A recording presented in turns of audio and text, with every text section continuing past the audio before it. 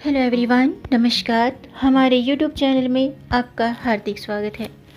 दोस्तों, आज की वीडियो में हम बात करेंगे कार्तिक मास के कृष्ण पक्ष में आने वाली रमा एकादशी व्रत कब है, पूजा और पारण का शुभ मुहूर्त, विष्णु भगवान के प्रिय मंत्र, पूजा विधि और इस दिन हेल्थ वेल्थ सक्सेस के लिए किए जाने वाले विशेष उपाय।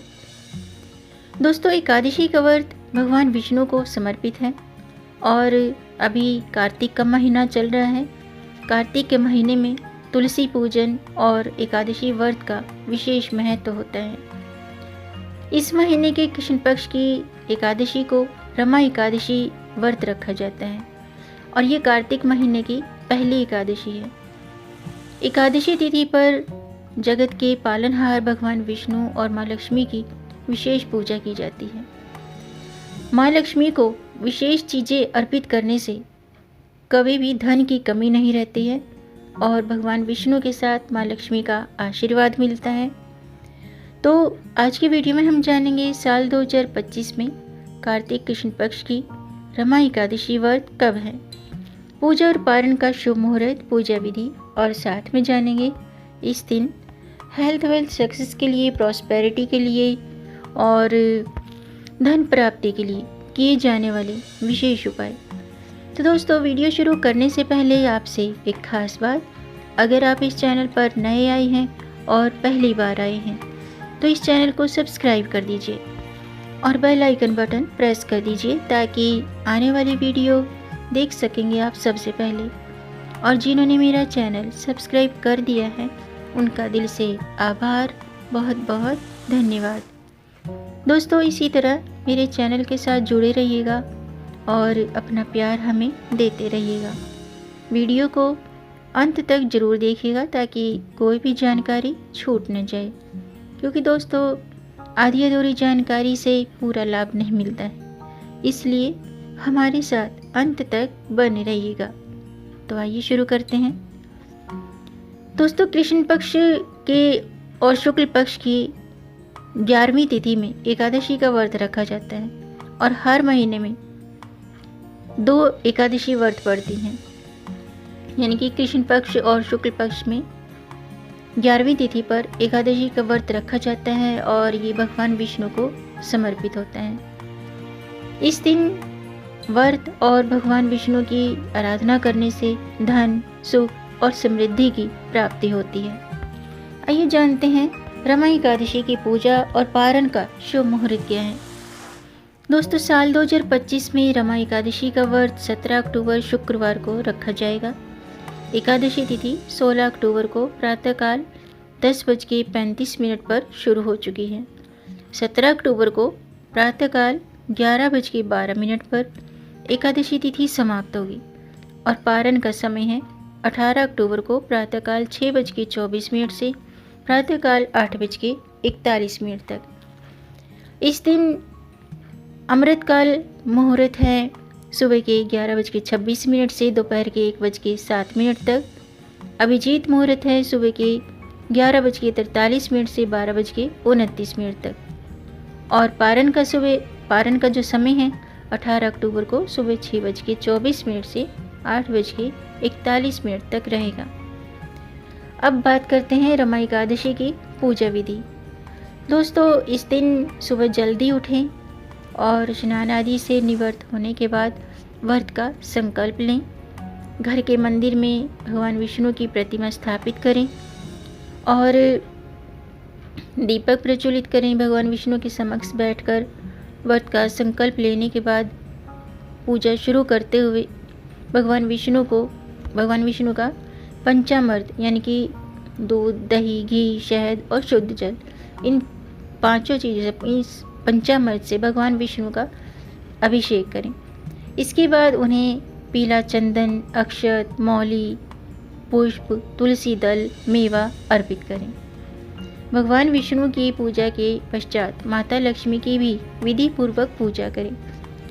उन्हें कमल का फूल या गुलाब का फूल या पीले फूल अर्पित करें। पूजन के बाद रमा एकादशी व्रत की कथा अवश्य पढ़नी चाहिए या सुननी चाहिए, तभी व्रत का फल प्राप्त होता है। वरना आपका जो व्रत है अधूरा रह जाता है। इसके अलावा इस दिन भगवान विष्णु के सहस्त्र नाम का पाठ करना चाहिए और विष्णु चालीसा का पाठ करना चाहिए। भगवान विष्णु के मंत्रों का जाप करना चाहिए। ऐसा करने से भगवान विष्णु के साथ साथ माँ लक्ष्मी की कृपा प्राप्त होती है। इसके अलावा इस दिन भगवान विष्णु का जो प्रिय मंत्र है, माँ लक्ष्मी का जो मंत्र है, इन मंत्रों का जाप करने से व्रत के समान फल प्राप्त होता है। तो मंत्र इस प्रकार है, ओम नमो भगवते वासुदेवाय या ओम लक्ष्मी नमः। इस मंत्र का 108 बार जाप करना चाहिए।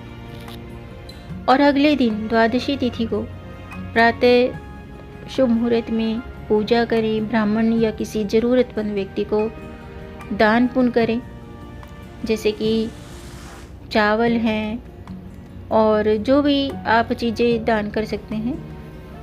तो ज़रूरतमंद व्यक्ति को उनके सामर्थ्य के, उनकी ज़रूरत की चीज़ें दान करनी चाहिए और फिर व्रत का पालन करना चाहिए।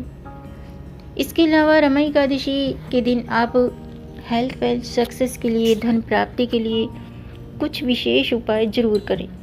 करना क्या है, रमा एकादशी के दिन काली चींटियों को आटा या चीनी खिलाएं। ये बहुत ही शुभ माना जाता है और ये उपाय इतना सरल है, इतना कारगर है कि इसको करने से रुके हुए कार्य पूर्ण होते हैं और सभी कार्यों में हमें सफलता प्राप्त होती है। इसके अलावा रमा एकादशी पर कुछ आप लक्ष्मी माता को उनकी प्रिय चीज़ें अर्पित करें। माँ लक्ष्मी की पूजा करने से भगवान विष्णु की कृपा प्राप्त होती है। तो इस दिन माता लक्ष्मी को मखाने अर्पित करें, खीर और कमल का पुष्प, बताशे, कौड़ियाँ, सुगंधित धूप दीप, ये सभी चीज़ें माँ लक्ष्मी को जरूर अर्पित करें। मखाने जो हैं, मखाने और जो खीर है वो समृद्धि और शुद्धता का प्रतीक है। लेकिन दोस्तों, खीर आप चावल की ना बनाएं।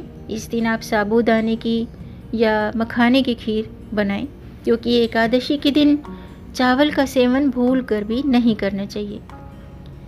इसके अलावा दोस्तों, जो कमल का फूल है वो माता लक्ष्मी का प्रिय फूल है, जो कि हमें वैभव दिलाता है और हमारे घर में सुख शांति लाता है। कमल का फूल अर्पित करने से वैभव और शांति आती है। और जो बताशे हैं वो मिठास और सौहार्द का प्रतीक है। और जो कौड़ियाँ हैं वो माँ लक्ष्मी का ही रूप माना जाता है। इन चीज़ों को अर्पित करने से आर्थिक स्थिरता प्राप्त होती है।